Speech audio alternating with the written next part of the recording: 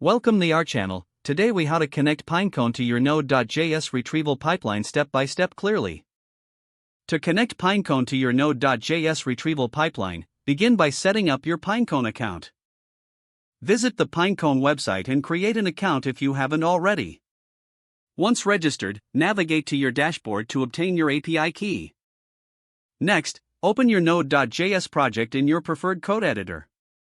Install the Pinecone client library by running the command npm install at pinecone database/pinecone in your terminal. After installation, create a new file for your Pinecone configuration. In this file, import the Pinecone client with the line const pinecone client equals require at pinecone database/pinecone.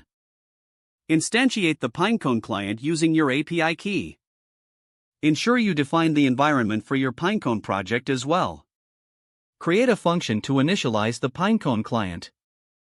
Inside this function, call the Pinecone client constructor with your API key and environment.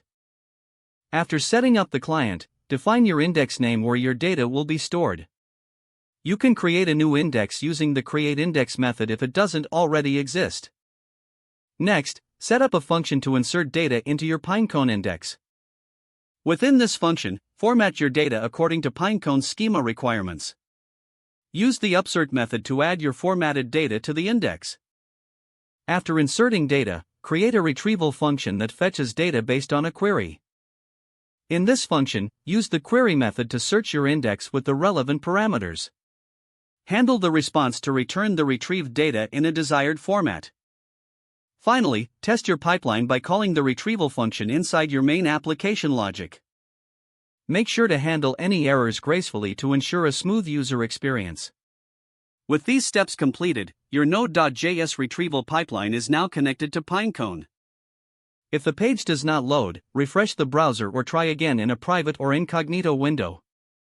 Make sure you are using the correct email address, then retype it carefully to avoid small typos. If your password is not accepted, use the reset option and create a new strong password you can remember. Check your spam folder for verification or security emails, then complete any requested confirmation steps. Enable two-factor authentication if available to improve account security and reduce unauthorized access risk.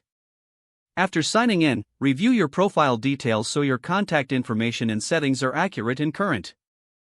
Don't forget to like this video and subscribe to our channel for more step-by-step tech guides.